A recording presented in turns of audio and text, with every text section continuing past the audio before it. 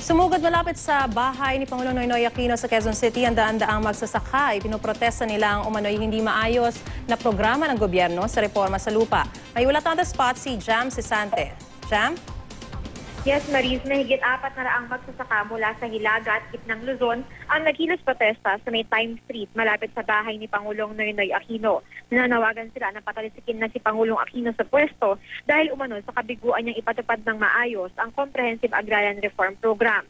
Nagsunog pa ang mga rallyista ng SCG ng Pangulo. Hindi naman nakalapit ang mga rallyista sa bahay ng Pangulo dahil sa kulang-kulang 100 pulis na nakabantay at nagbarikada.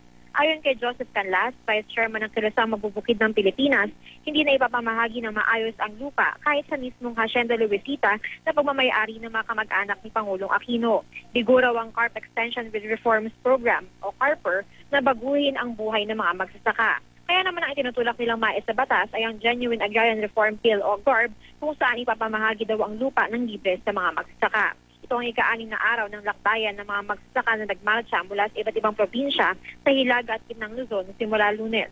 Bukas ay tutungo naman sila sa DAR at sa Menjola bilang pagpapatuloy ng kanilang kilos protesta. Maris? Maraming salamat, Jam Sisante.